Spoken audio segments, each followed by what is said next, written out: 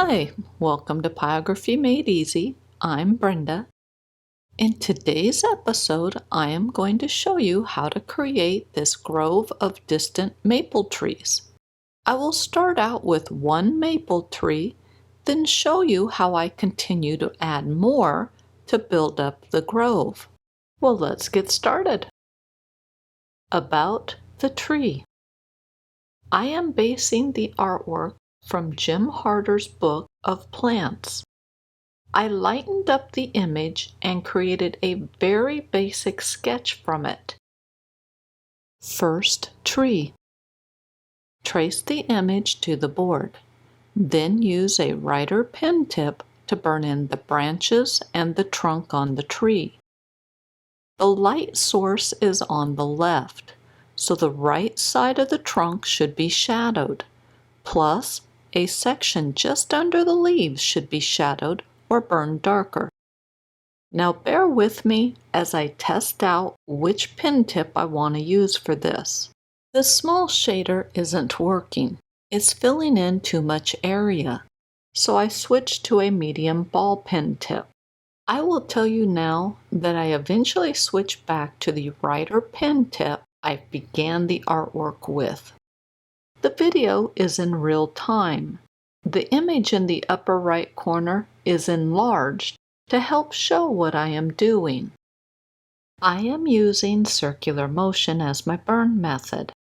I burn in small sections at a time and incorporate a lot of tonal variety.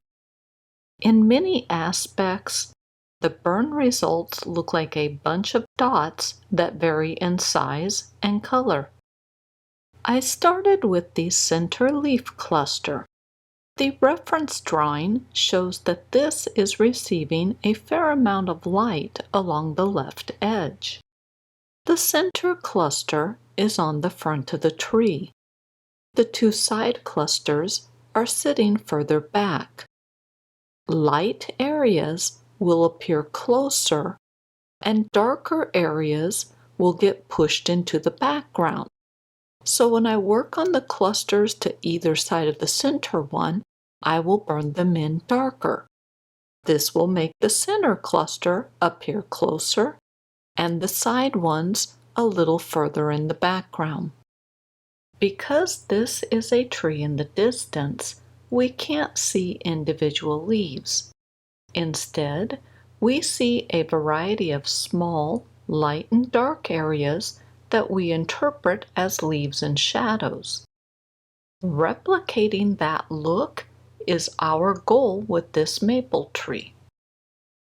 I am not happy with the texture that this ball pen tip is creating. The dots, if you will, created by the circular motion are just too small. You may or may not agree with me. Now, I do recommend that you try out different pen tips to see if there is one you prefer. I'm going to be using the standard writer pen tip from here out. I like the texture that it is producing. Don't be afraid to create little leaf-covered branches that stick out past the lines of a cluster. After all, the pattern is an ultra-simplistic version of the drawing. It is designed to break the tree down into small, easily worked on sections. As you work, be mindful of which clusters are in the front, side, and back of the tree. We see the front clusters in their entirety, and they are the lightest color. The side clusters frame the front ones and should be a little darker, especially where the two clusters touch. The back clusters are the darkest of them all, and they fill in the space between the front and side clusters. Burn some light to medium tan circular motion along the pattern lines as the pencil marks need to be erased. Don't worry about following perfectly along the lines.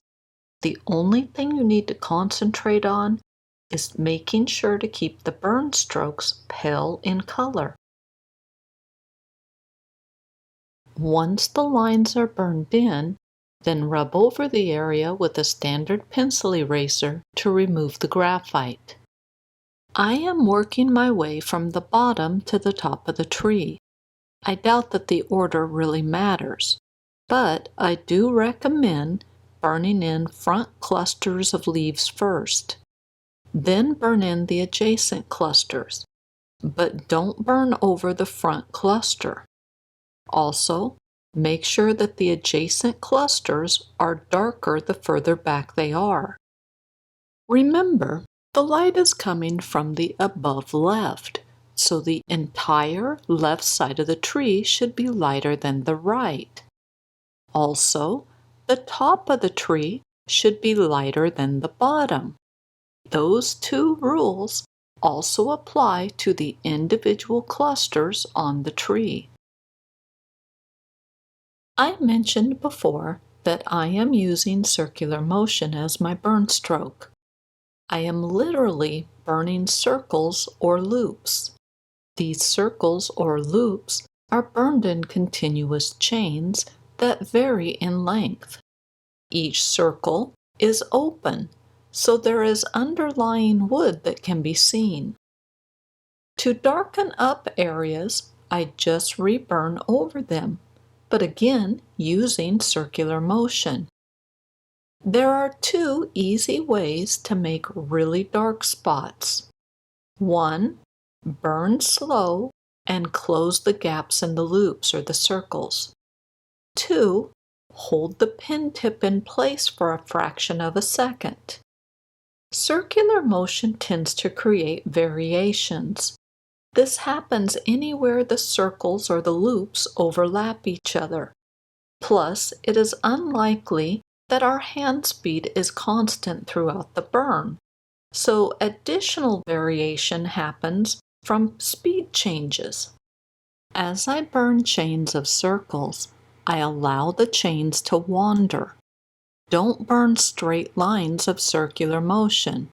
You want a lot of randomness in the burn strokes. Every added bit of randomness further increases the impression of leaf-covered branches and clusters of leaves, plus the many shadows all of those leaves create. Try to burn relaxed and let randomness happen. As we finish up this first tree, let's recap some of the information. The light is coming from the left, so the right side of the tree is in shadows. This also means that the right side of each cluster should be darker than the left. Also, burn the bottom of each cluster darker than the top. Center clusters are closer, so should be lighter in color than further back clusters. Burn beyond the cluster boundaries to create a few leafy branches here and there. Use circular motion that is loose or has open loops on it. Burn the chains of circular motion in meandering lines. Now that the tree is essentially done, it's time to fine-tune it. Look for areas that have large sections of uniform color and add tonal variety to those areas. Make sure that the bottom of the clusters appears shadowed. Increase the contrast between some of the clusters. Adding 2 trees. When you place your next tree on the board, make sure to offset it from the first one. Also, place it a little distance from the first one. Do the same thing with the second tree. Placing all of the trees along a horizontal straight line will not look natural. They need to be offset from each other. After the new trees are traced onto the board, then burn them in using the same method that we used on the first tree. I burned over the trace lines first, and then erased the pencil marks. Afterwards, I started burning in the tree. These 2 new trees are just like the first one in that we see them in their entirety. So all of the rules and guidelines we used on the first tree apply to this one. On my website, I have the pattern for the basic maple tree. I also drew 3 additional trees that have slightly different shapes. This will help add to the variety of the maple grove. I found that the second tree was much easier to burn in than the first one. This is only because I was feeling more confident with what I was doing. Hopefully, you will experience the same thing. Now, with this second tree, I added a lot more leafy branches that stuck out past the cluster boundaries. I think that they look good and add a lot more realism to the tree. This tree is one of the additional trees I drew the pattern for. You could probably use the same pattern for all of the trees, as I doubt that you would burn them in identically. Now, there isn't anything unique or special about this maple tree. Apply the same techniques on this tree that you used on the first 2. This is another tree that we see in its entirety. We can see the whole tree, well, except the back side of it. So all of the rules and guidelines that applied to the first 2 apply to this one. Adding more trees. With these new trees, we are filling in the background. So each tree should be placed a little further back than the ones in the front. Plus, allow the front trees to overlap onto these trees a little. Since these are background trees, the first rule or guideline is to burn around the trees in front of them. Or to put it another way, avoid burning over the trees in the foreground.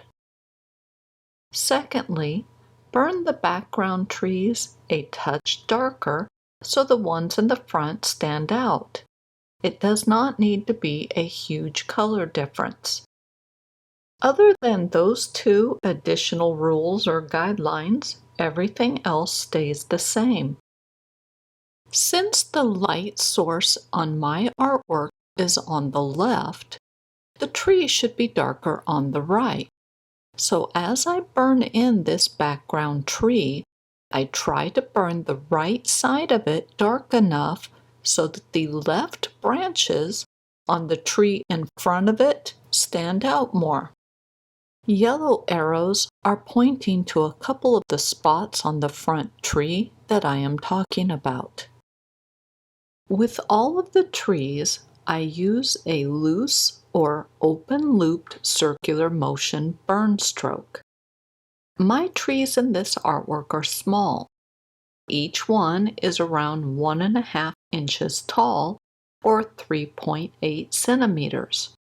So the loops or circles I'm burning are very small.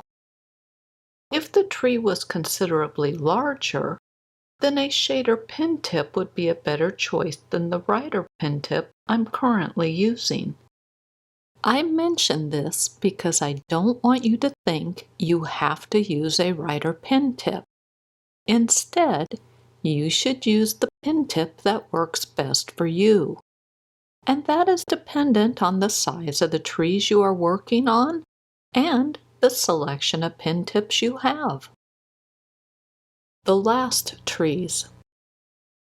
These last trees are more background filler, so they should be placed a bit further behind the other trees. Don't worry about the trace lines overlapping onto the trees in front. The pencil marks can easily be erased. When I'm adding a new tree, I tend to add it between 2 existing trees. A yellow arrow is pointing to a spot where I will add a new tree. These last trees follow the same rules or guidelines as the previous trees. As you burn in the trees, be careful to avoid all of the trees in front of it. Now this tree I am currently working on I thought was a little too tall compared to the others, so I didn't burn in all of the clusters. As you work on your grove, make sure you evaluate how the trees compare to one another. There should be some variety, but nothing too extreme, otherwise it might not look right. I have been starting at the bottom of the trees and working my way to the top. That is a personal preference versus a necessity.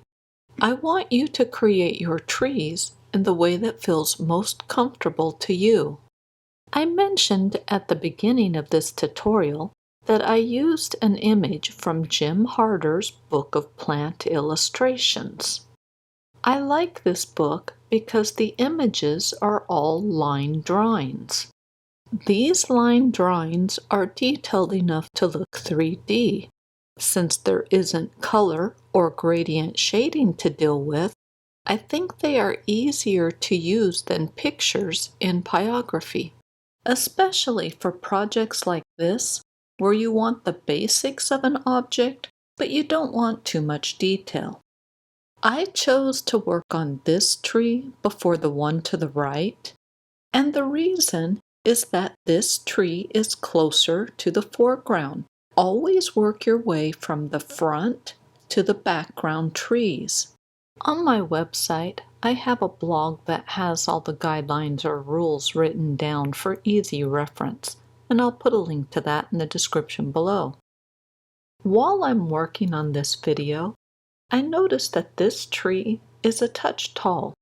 I'm not sure why I didn't notice that when I was working on the artwork and this tree was still in pencil form.